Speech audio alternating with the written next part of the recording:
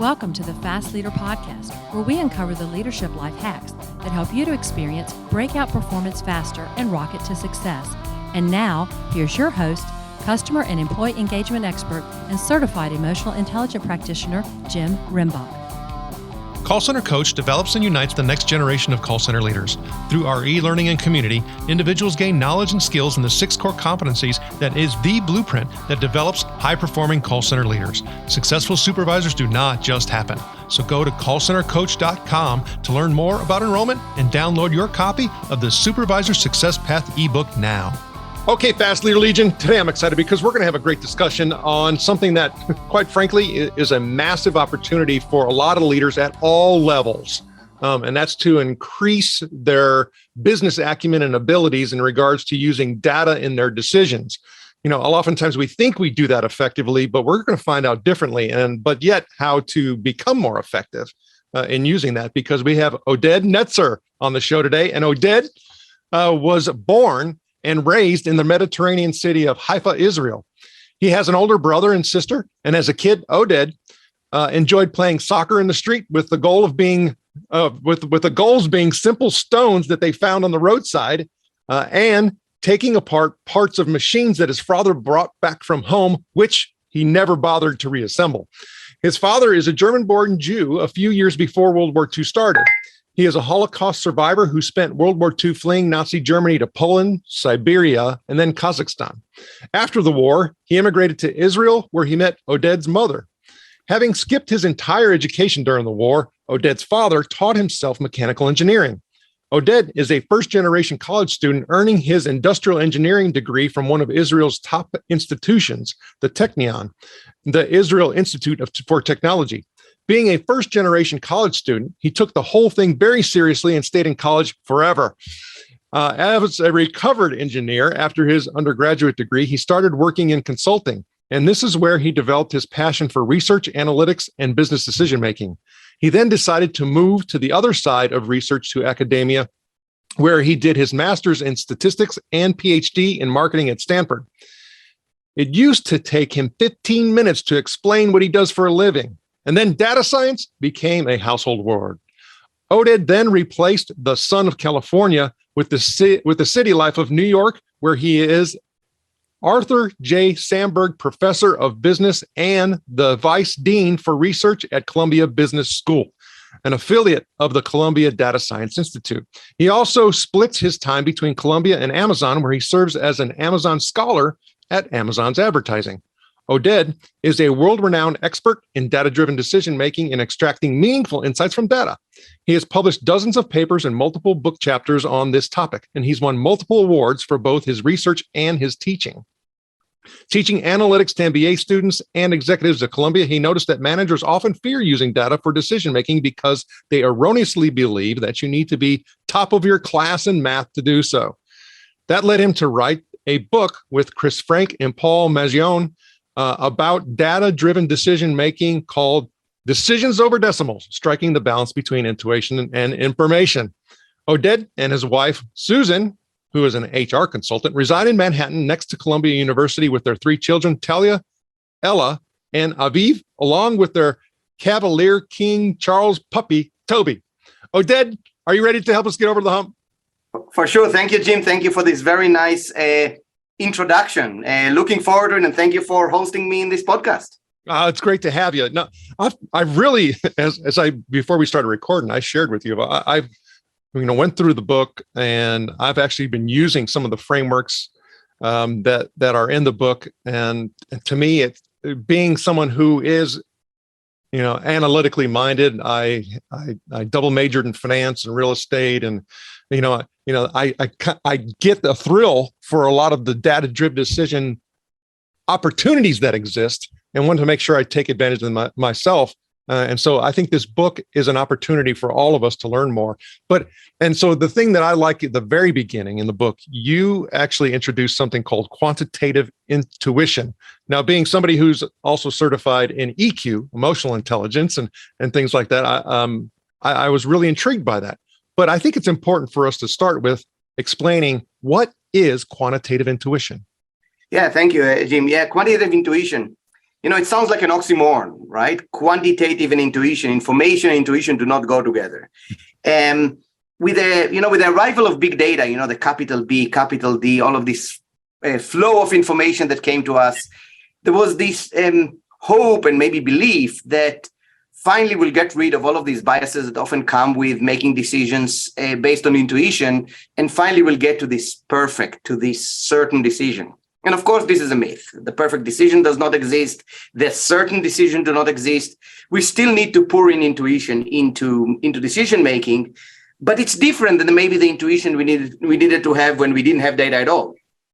Now that we have data, it is actually the intuition to pour judgment into the data. It's the intuition in order to combine actually our business acumen, our experience, our intuition with the information that's arriving at us. And specifically, we break down this notion of quantitative intuition into 3 pillars, into 3 domains. The first one is precision questioning, the importance of very early on asking yourself, what am I looking for? Because again, with the flow of big data, we can get easily lost in just jumping straight into solution mode into the data. The second is this notion of how do we interrogate the data? How do we contextualize the data? How do we put it in the right context in order to arrive at some insights? And finally, in order to arrive at a decision, how do we synthesize the information to make a decision? Well, okay. So as you're talking, you hit the thing about the perfect decision being an illusion, right? So we have to get more effective at it. But as you were talking, I also start thinking of the efficiency of it. I mean, let's talk about reality. We're in a soundbite world. We need to make quick decisions. I mean, so to me, I think you're often looking at essentially the mental load associated with this. And someone saying, well, I can go through this process, I can go through this framework, but heck, man, I need to get results. So I mean, what's the risk in thinking like that and essentially skipping what you're talking about? Yeah, I mean, the risk is that really we are spinning, right? When we start working on something, particularly when data is available, when data is available, we want to jump straight into the data. We want to jump straight into analysis because it feels like working. Sitting at home or sitting in a meeting and thinking carefully about the problem doesn't feel like working. Jumping straight into the data, or sending the analyst to go and crunch some numbers, that's feel like we are progressing, we're doing something. But actually what we're doing is spinning. So really the risk of looking for this certain decisions, looking for this elusive certain decision is keep spinning with more data. In the book, we call them the Seymours. The Seymours are the ones who in every meeting, the only thing they ask is, I want to see more data. That's exactly the spinning towards the perfect decision. Yeah, we can always collect more data, but at what point do you tell yourself, I need to act, we need to act faster and faster than ever. It's time to make the decision with the data we have and pouring some judgment into it. Okay, so then with that, if we're starting to talk, and part of even what I mentioned about maybe considered a bias, you talk about several different biases associated with us being able to make, decisions, and that could affect our entire decision-making process. And heck, I mean, there's a lot of different things that we can use in order to be able to describe that. But what are some of the key biases that you often find people run into that are preventing them from moving forward more effectively? Yeah, I think that we can maybe categorize these biases into the biases that prevent us from using data or using it correctly, and the biases that arise when data comes in. So there are actually both sides of biases. So let's start maybe with the ones that prevent us from getting into data. Probably chief of these is overconfidence. We tend to be overconfident in the things we don't know. And because we're overconfident about our knowledge of the answer, we don't seek data, we don't seek information from others. And I use here, by the way, data in the most general sense of the word data. Having a discussion with you, I'm learning something, I'm collecting data. Overconfidence prevents us from doing that. So we need to overcome this, to realize there are some things I know, but I want to constantly check myself versus data. Another one that maybe is related to looking at data is what is called availability bias. The fact that we tend to judge the book by its cover, the fact that we tend to, the cover of a Decision Over Decimal, you can definitely judge, it's a great cover. But the fact that we tend to use the most readily available information to judge an action as opposed to digging in deeper when needed. The problem, though, when we get data, there is a whole other set of biases, and probably the most common one there that we've all experienced is confirmation bias. We tend to look for data where we tend to look under the street lamp. We tend to look for data that supports exactly our preconceived notion. Now, unfortunately, there is no surefire way to avoid biases. It's so wired in human behavior, but there are a few things you can do. Two things that I mentioned. The first one is always contrast your intuition with data. Data is actually a good guard for biases because a bias often comes with intuition. When I contrast it with data and particularly pay attention to the places where they diverge, I can actually learn to avoid biases. The second one is having a diverse team. And again, I mean here diverse in the most general sense of the word diverse. Data are factual, unless they're fake. Intuition is individual, it's personal. So we all come with our own maybe personal biases. Diverse teams helps put checks and balances on each individual bias of any particular individual. So I think when you start thinking about, a lot of our listeners are focused in on the customer and the customer experience, the amount of data that we get in regards to customers' experiences it's absolutely immense. And it's continuing to grow at an ever increasing rate, just like all other sources of data. I mean, okay, so now let's add the whole IoT and Internet of Things, and now I can get, an end user, data. I can get all of this type of data. At some point, you really start needing to know that probably 95% of the data that you have access to is really irrelevant data. So when I start thinking about one of the frameworks that you have in the book, it's called IWIK. And there's a lot of ways. I had mentioned to you that I actually used it in a sales discussion call talking about IWIK, which is because a lot of times what we deal with, well, in a lot of different ways, is a status quo bias, right? Well, hey, this is what I'm doing, and I'll just keep doing what I'm doing, right? But did you know this about continuing to do what you're doing, right? So if you could explain, what is IWIK? Yeah, sure. Thank you.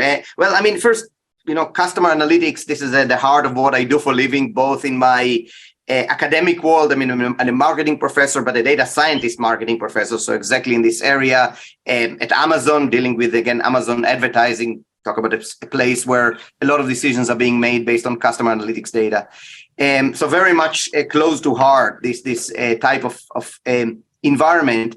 IWIC, we call them this IWIK, we call them IWIC. I wish I knew. And it's a deceptively simple but extremely useful tool for leaders, for managers to hone in on the essential question, to hone in on what is it that we really need to know in order to solve a problem.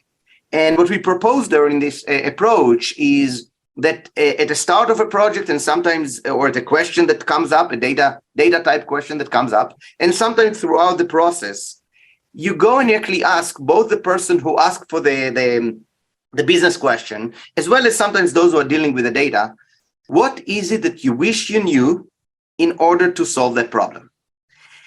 And that's just, a key in that question is the word wish. It's such an opening question. It's such an inviting question. I'm not asking you about statistical significance. I'm not asking you about running Excel and complex analysis.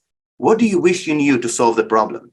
And now it helps me guide my process, if I'm the analyst, of looking where needed, as opposed to jumping into the fire hose of data out there, and looking for exactly the things that whoever is asking the business question wish they knew. We found it to be, by the way, very useful in going both hierarchically in the organization. You can ask it all the way to top leaders.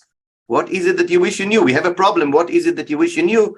As well as horizontally and sometimes even vertically, more to people that work for you. And there are kind of two steps to this process, to the IWIC process. First, you ask the question. And by the way, when we experience, and as you mentioned, kind of picking up the book and using it, first we plan this book not to be a one-time read, but more one that you return to when, exactly as you did, when you say, oh, I have a sales call, let me see, how do I use this IWIC? First time you use it, it's kind of sometimes deers in the headlight. What do you mean? I never thought about what I wish I knew, right? Chris Frank, he's the VP of Customer Insights at American Express of Amex, what's called Amex Insights. He runs the entire Customer Insights at American Express. At this point, it became so ingrained in the organization that people come to him and say, here is what here's the problem, and here are my IWICs. In the start, it's difficult, but as you exercise, it becomes easier and easier. Now, there are two steps to the process. First, you just collect all of the IWICs. At this point, we are very expensive. I'm willing to take any IWIC you want. You want to have 20, 30, 40. Often we get, by the way, to a list of easily 70 of these IWICs, right? The next step is super important. Now we're going to put them on a kind of a 2x2 typical metrics of, do I really need to know them in order to address the problem? And do I already know them or not? Because, IWIC for one person may be known for another. And then we truly need to focus our efforts only on the one that I don't know and I really need to know. And that becomes much shorter list. And again, helping us focusing our exploration. Something to be done early on in the process for sure. And sometime throughout, as you are crossing off some IWIC, saying, these we already found, and maybe adding new ones as you're exploring new topics. Okay, you just hit on something that I think is one of the major flaws in people being able to be more effective in their decision making. So what you just talked about is being able to separate out divergent thinking and convergent thinking.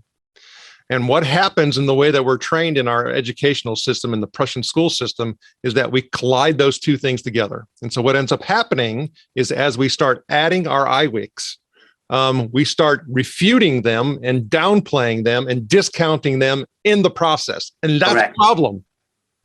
That's a major flaw.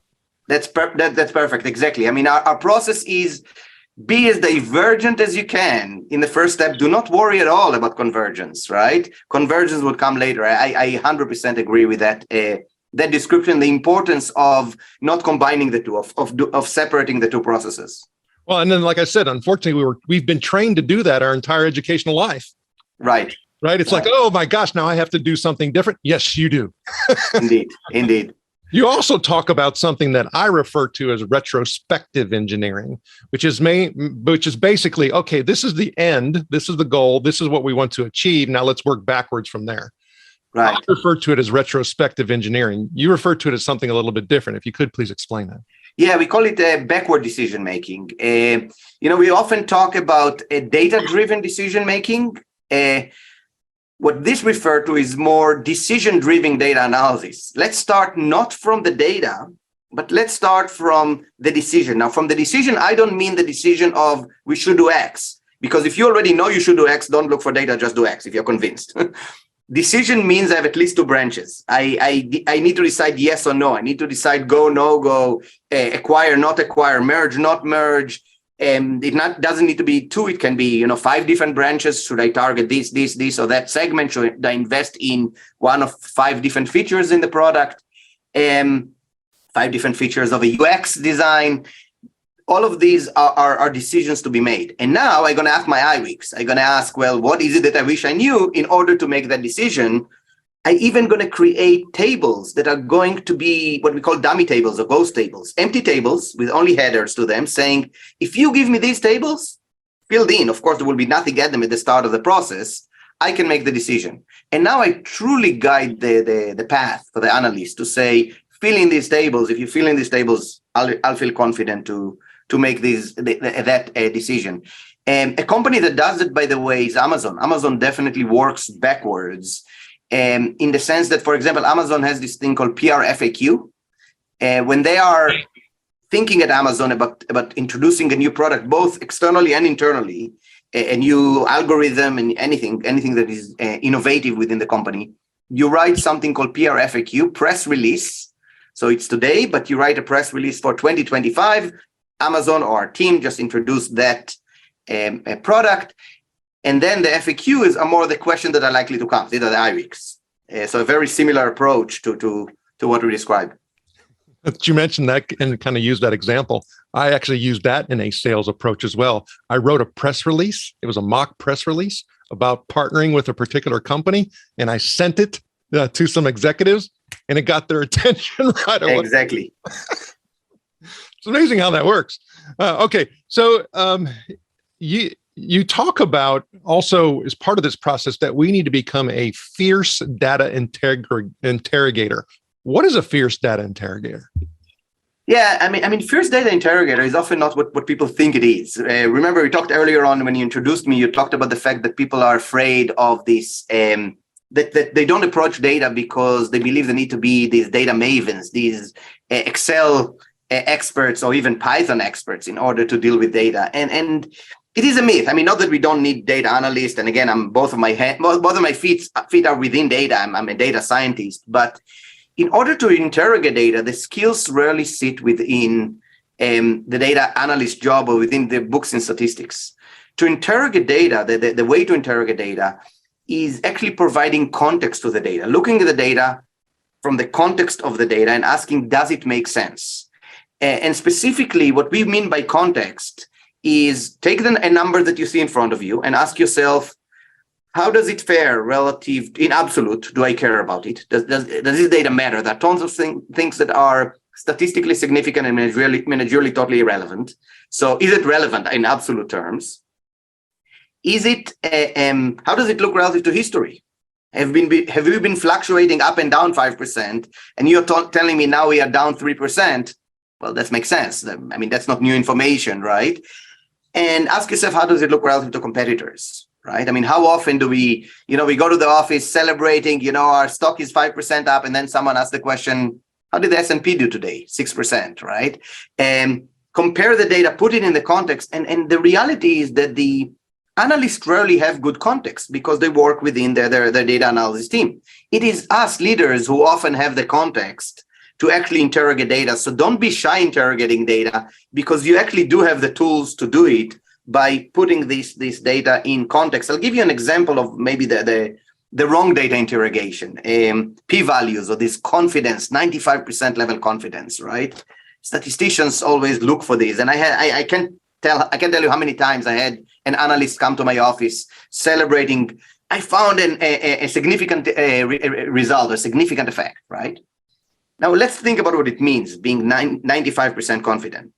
It means that whatever statement you're making from a statistical point of view, you'll be wrong 1 out of 20 times.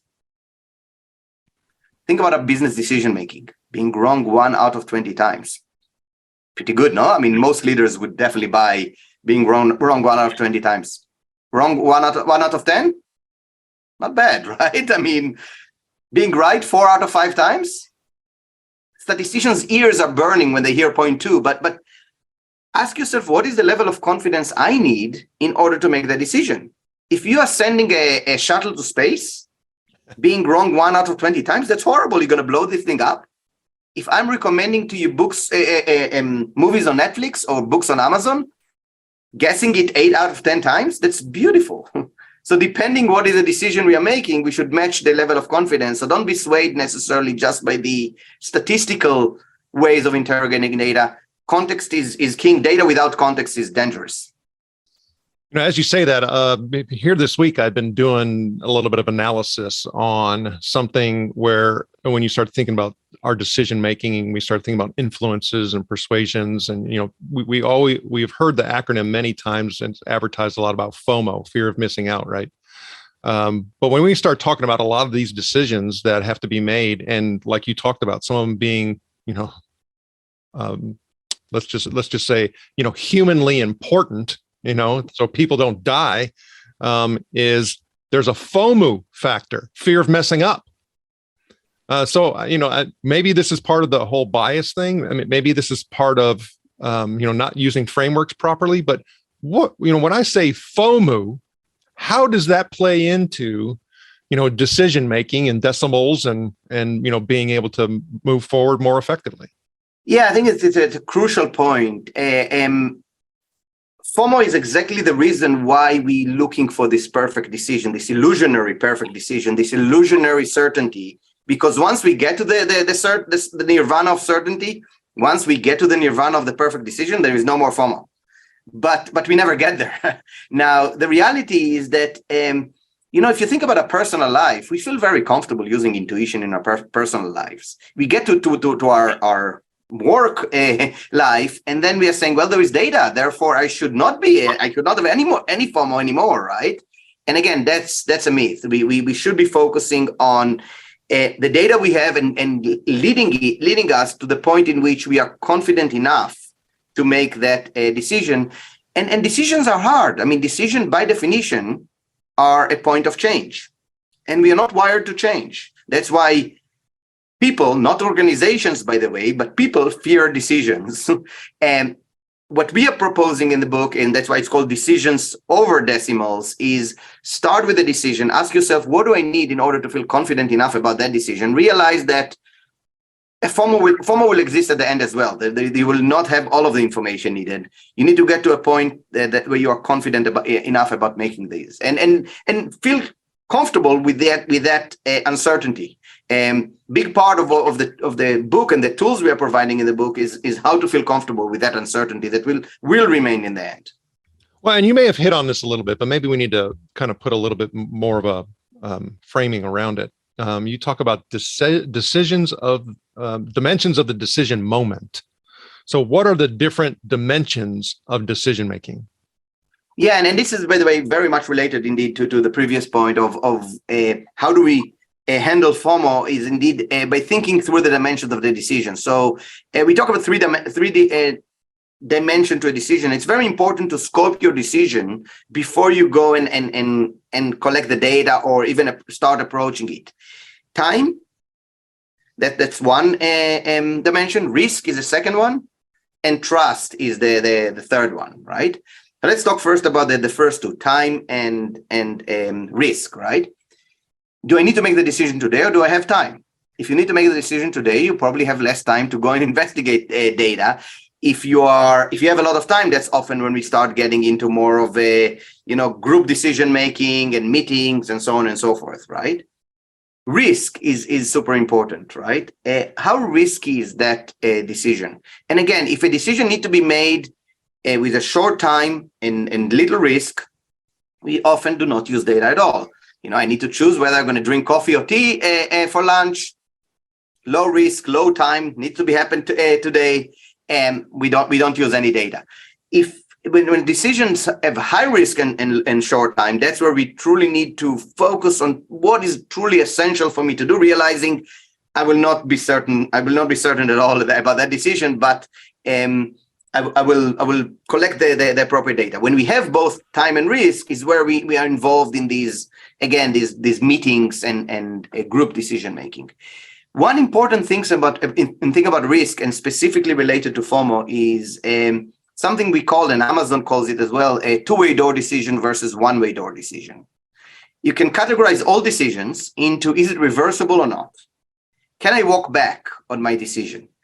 And we tend to treat all decisions as one-way door, and that's why we are so afraid of these decisions. That's why we collect so much data. That's why we have so much FOMO. First of all, ask yourself, can it be a two-way door decision? Because that would just lift the weight off your chest, right? I'm making it, but I can walk back. Now, if you do find that decision is unfortunately a one-way door, meaning you cannot walk back, ask yourself, can I break that decision down into intermediate decisions that are still two-way door decisions, again, buying you some time and some and comfort with making these decisions. So a very important aspect of decision making is one way versus two way, and that should guide the way you go about collecting data and the depth in which you go about it. That also is another one of those very vital points when you start talking about first of all, if sometimes we can make things more, talk about turning a mountain into a molehill into a mountain, right? Sometimes we think it's a massive decision, but if we chunk it down, there's a lot of little decisions that could be made all along the way, which would help to enable it to be something that we can back away from. I think, that's why, especially when you start talking about in the technology world, they have POCs, proof of concepts. We have, I think the whole free trial thing is a totally different animal. I agree. Yeah, it's, but I think that's a great thing for us to always remember. Matter of fact, for those who've listened to the show, you may know that I'm a varsity baseball pitching coach, and one of my kids is actually a great football player. And so he's a senior, and he was talking about his next opportunities, and he was talking about different schools and things like that. And I said, look, and I could just see his shoulders kind of sinking from the pressure. And I'm like, look, I said, they have the transfer portal. I said, they have all kinds of, different opportunities. I said, the thing for you is you need to know that this isn't the end of all things in regards to the choices that you make. And you can just kind of see the relief. Right. Right. And so as you're making decision about this school or the other, ask yourself, where do I move from there? Is it a one-way door, a two-way door decision where I can actually move? There's some schools where you are less able to do so versus others. Something that should enter into a decision. Yeah. Yeah. I mean, and also you have all these other factors is like, am I getting the education that I want? Am I getting playing time? I mean, when you start talking about, I wish I knew, right? It's like, I start seeing applications of this in so many different ways, both personally and professionally. And I want to thank you and your co-authors for definitely bringing it to light. Okay. So I start looking at, and this is part of kind of what we're talking as well, is yes, there's risks in decisions, but how do we properly assess and do all that? Yes. But I start thinking about, what if I don't do a better job of actually, making and using my skills associated with data-driven decision-making? What is the risk if I don't improve my skills in this area? Yeah, I think that the risk is truly that the world has changed on us, right? Back in I don't know if you remember around 2010, there was this whole push towards STEM, science, technology, engineering, and math, high schools, colleges, data science programs. I mean, even just here at Columbia, we have about 5 different data science programs. And we have one in the business school, one in we have a whole data science institute. We have one in engineering, the School of Professional Studies. We have really infused a lot of these, what I like to call nerds that like to sit in rooms with no windows and really big computers. We infused into the world in an area, by the way, that didn't have before data scientists. These data analytic skills. Previously, it was primarily tech and finance. Now we start seeing them in human resource, in CX. We start seeing them in consumer packaged goods. But what we haven't done is we haven't trained the level of leaders to live in a world in which all of these exist. And again, I don't mean here studying Python and understanding the shiniest 3-letter acronym for machine learning. And in fact, I don't know how many of you have played with a ChatGPT by OpenAI that was released recently. I mean, these type of tools would replace actually a lot of the coding aspect of things. What is needed are exactly these skills to ask the right questions of the data, the precision questioning, the ability to contextualize the analysis, whatever the analysts provide, put it in the context of the business, and finally synthesize it into making decisions. And if we fail to do that, what will happen is pretty much spinning. I think that's where we are finding ourselves often today, spinning in meeting after meeting after meeting. And in fact, one of our Chris, Paul, and myself, one of our main objective behind writing this book is to have fewer and better meetings, eliminate a lot of that spinning that is happening. Well, even when you say that, you start talking about the proliferation of data science and stuff. It's, same things apply to baseball. So I actually was at a conference with a bunch of college coaches and pro coaches and scouts, and this one college coach said, in reference to all of the data and the data analytics, he says, but here's one thing that we know about all this data and the analytics. He goes, you can't teach a new dog old tricks. Yeah, he was referring to is what you're talking about. I need to be able to take this data and synthesize it with, the experiences, the what we do know. I mean, and it's like, yeah, we got to bring those two things together.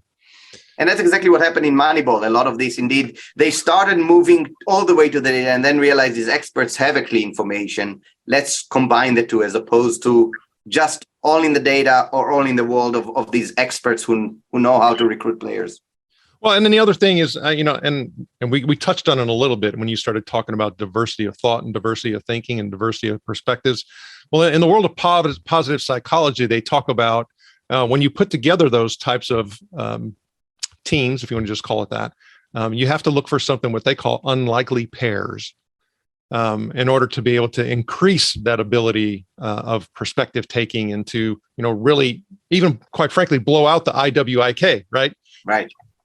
But because if everybody thinks the same and they're coming from the same perspectives, my list of IWIK may only be 5, where if I have unlikely pairs and I put these people together that wouldn't necessarily be, collaborating together, it's like, boom, the number just kind of like, it's a 10x factor. Right. And we talk in the book about how do we build kind of a QI team, exactly what you're saying, the team sport of QI, not just the individuals.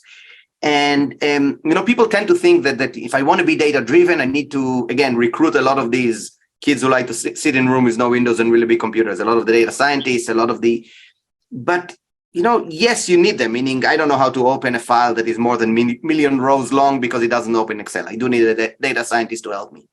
But it's a necessary and not sufficient condition, right? If I want to make decisions with data, what I need is, first, by the way, you need another very much technical expertise, which is the data engineers, the plumbers, those who actually allow you to have access to the data. The data scientist cannot work without the data engineer, right? And then at the other end of it, what you need is data translators. It's actually an emerging career path. Those who understand enough of the business and understand enough of the data science to speak the language, right? Actually, a lot of our MBAs here at Columbia Business School, I think, are exactly on that path of, they're taking Python courses. In fact, we have at this point about 500 or even more than 500 of our students choosing an elective on Python. If you told me that a few years ago, I would tell you out of your mind. But they realize that they'll be serving in these roles of translators, sitting between the group that does the analysis and the business unit. And in the same table, you'll have a data scientist, an MBA, a UX engineer, a data engineer. This is a type of discussion that are happening today, and not only in tech companies, but starting to happen even in other companies. So we're getting there. I mean, it's just like you said, 10 years from now, I think people will be even more savvy in regards to, doing better jobs of making teams that are, their QI quotient goes way up, right? Right. Good. All right. So when I start looking at this book, the work that you've done, the work that you are still yet to do, I start wondering to myself, what is one of Oded's goals? So what was one of your goals with what you're doing and where you're going right now? Yeah, so our goal, Chris, Paul, and myself, with writing this book was first to demystify this myth of the perfect decision, demystify the myth of you need to be top of the class in math in order to make decisions with data, to have fewer and better meetings, but also to introduce indeed this new set of skills, this new muscle that we call quantitative intuition, to see how we actually truly move into a better world of data-driven decision-making, to have a better data-driven decision-making. And as you mentioned, one of the things you learn when you write a book is that you're never done writing a book. You, at some point, you publish it, but you're never done because, the thinking keep evolving and they're leading to possibly the next book. But it's definitely a continuous process, and we very much enjoy it. We are teaching it, by the way, at Columbia. We're teaching it to our several executive education programs as well as to the executive MBAs. So through this, we also keep evolving our thinking as we are talking to more and more executive and the feedback loop of how do decisions look today, right, in today's world of data. And the Fast Leader Legion wishes you the very best. All right, here we go, Fast Leader Legion. It's time for the Hump Day Hoedown. Okay, Oded, the Hump Day Hoedown is a part of our show where you give us good insights fast. So I'm going to ask you several questions, and your job is to give us robust yet rapid responses that are going to help us move onward and upward faster. Oded Netzer, are you ready to hoedown? Ready for it. All right. So what is holding you back from being an even better leader today? What is holding me back is the ability to synthesize information, the ability to actually combining things and connecting dots. I'm improving at it, but I think it's something I can do even better. And what is the best leadership advice you have ever received? Synthesize. Going back, but the best, I guess, leadership advice I received was to spend time with the problem before you jump into solution mode. Spend time with the problem. And what do you feel is one tool that you believe helps you in business or life? Context, the ability to criticize, to look critically at information by trying to bring in points of evidence that are not exactly there, that coming maybe from different contexts, from different environments, being well read, knowledgeable about the environment truly help with things that seemingly seem disconnected. Eventually, you see the connection. That's truly why we are better than machines.